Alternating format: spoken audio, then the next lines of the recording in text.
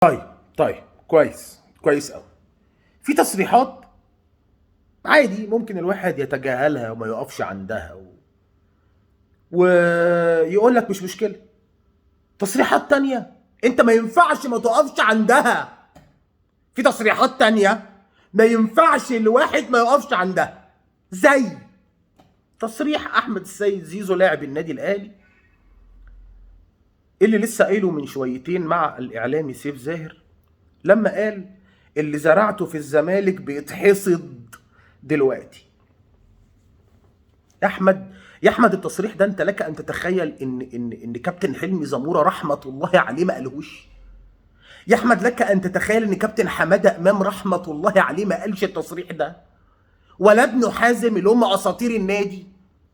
يا احمد ده شيكابالا ما قالش التصريح ده. يا احمد زرعت ايه يا احمد وانا بكلم وزير الزراعه، زرعت ايه يا احمد؟ بص، مبدئيا لا ينكر احد انك انت كنت احد اهم لاعيبه الزمالك اللي مروا عبر تاريخنا. طبعا ده يكفي انك انت احد هدافين النادي التاريخيين. ده انت لو كنت قعدت الموسم ده كان زمانك بقيت الهداف التاريخي للزمالك، مش هنكر ده. وكنت لعيب مهم عشان برضو الناس ما تفهمش كلامي غلط. ولكن جبت بطولات انت جبت 10 بطولات يا احمد تقريبا معانا في 6 سنين.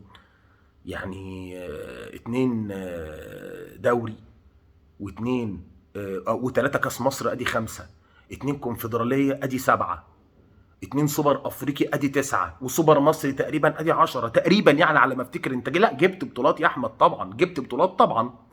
لكن جملة اللي انا زرعته في الزمالك بيتحصد دلوقتي، مش عارف مع يعني مش قابلها.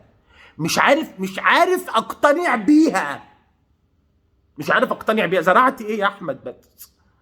زرعت ايه وحصدت ايه؟ زرعت ايه يا احمد وانت بتتكلم افتكر ان انا خسرت اهم بطولة في تاريخي وانت في الملعب، بطولة نهائي القرن قدام الاهلي. افتكر بس الناس بتنسى.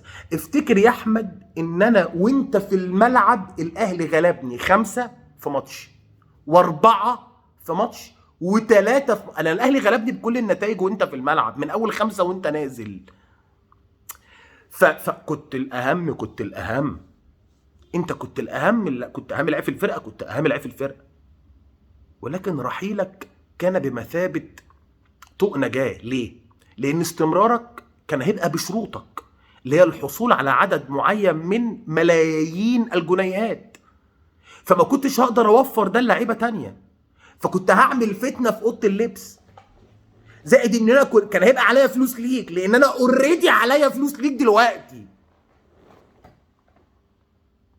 فما تقولش بس اللي انا زرعته في الزمالك بيتحصد دلوقتي. انت كنت لعيب مهم، نقطه. الجمله دي مين اللي يقولها يا احمد؟